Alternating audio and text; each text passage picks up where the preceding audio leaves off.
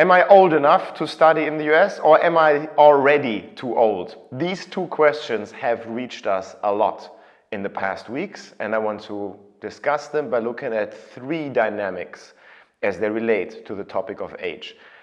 Number one is the average age. Number two is the thing that you should actually look at when it comes to the question of am I good enough, am I old enough, am I young enough, etc. Because it may be a little bit different than you think. And then parameter number three is another dynamic influenced by age that we're going to get to by the end of the video. So stay tuned. Number one, the average age. The average age obviously depends on the degree you are about to pursue. Bachelor students in the US are usually 17, 18 or 19 years old when they start their bachelor's degree. Master's students in the US, unlike you may think, are often in their mid or late 20s. When people from around the world, when they do their masters, they're often still in the early 20s. Why is that? Studying in the US is expensive if you don't get a big scholarship, but it is also expensive for people from the US. Now, it's affordable to them because they often, receive loans. The student loan dynamic is so specific to the US, however, that, people from around the world, wherever you're watching this video from, you may not have to, go into a lot of debt to pursue your bachelor's degree, depending on where you study, obviously, so that when you're done with your bachelor's in your early 20s, many people decide, hey, let's just do my master's and continue my education. In the US, however, people are like, whoa, I've accumulated a lot of debt. Now I want to work and get a little bit of money back, first of all. That happens in the 20s of many people. Again, I'm generalizing here. This is just statistically a difference between the US and other countries.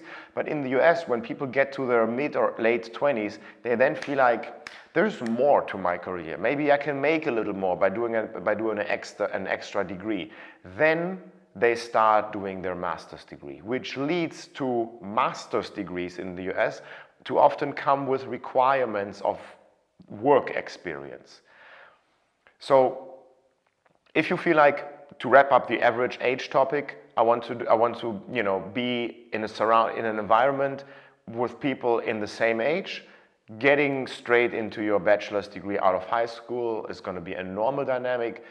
Doing your master's when you're still very young, in your early 20s in the US, you might be one of the younger ones. Does it matter? Not really, because people from around the world have different beginning or end zones or different speeds, I guess, through which you can pursue your degree in the US. Different speeds through which you can pursue your high school degree in your home country. So I'm going to give you an example why it doesn't matter. Personally, I graduated high school in Germany in 2009 after 13 years of school education, which led me to almost be 20 years old by the time I graduated high school, and then I was almost 21 by the time I started my bachelor's in the US.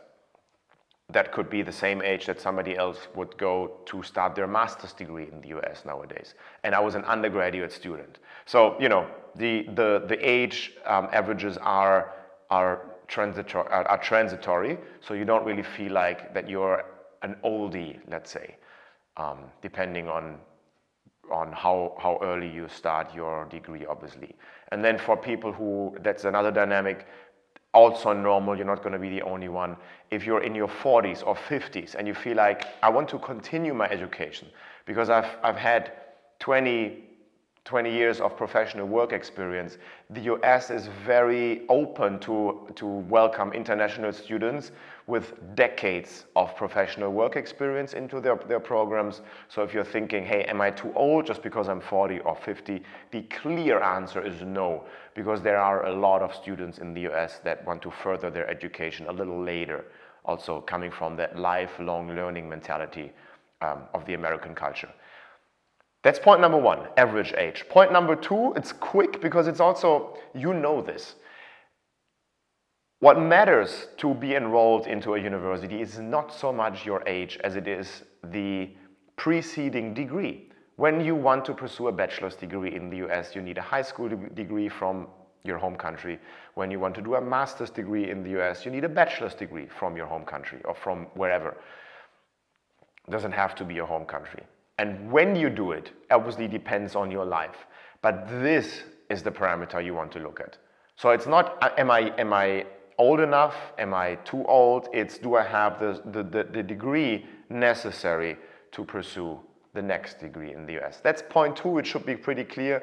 Just as a reminder, this is what you got to look at amongst other academic requirements that I'm not going to talk about in this video. There are more videos on this channel, but just so you remember, you'll be reminded that this is that age is pretty indifferent. The third dynamic is becoming of age. The US is pretty late when it comes to turning people into adults. That's the age of 21. So anywhere, not anywhere, but in many countries around the world, it's the age of 18, and it's a special birthday because you get to drink alcohol and be an adult and get to, you know, participate in elections, etc. In the US, having the 3-year difference means that when you turn 18 in your home country and then you start as an international student in the US and you have your 21st birthday in the US, you get to experience that special birthday twice. That's cool. Just keep that in mind though, that when you try to rush to the US to have that crazy college experience that you see in the movies, elements of it might be illegal, especially when it comes to alcohol consumption when you're not 21 yet. So there's really no too old dynamic when it comes to starting your undergraduate degree. As I said, I was almost 20 when I graduated high school. Then I had to do civil services in Germany, and I was almost 21. I was one of the older people when I got to the US. You may think that is a disadvantage because I was a little older. Absolutely not. It was an advantage in that sense that being 21 in the US, I was just more free without having to look left and right, hey, can I drink here, etc. If you like this video, give it a thumbs up, comment below if you have any questions, or register for a free consultation to one of our experts who will call you for free. It doesn't matter where you are in the world, just so we can get to know you and you can ask your questions on the phone, and then we will tell you how much it would be and if we can help you to study in the US. So that by the time you feel like I want to take the first step and talk to your family, you already have some concrete numbers in hand to know whether studying in the US is financially affordable for you. Until next time, don't forget to subscribe to this channel for more videos of this kind, and we're looking forward to hearing from you. Bye.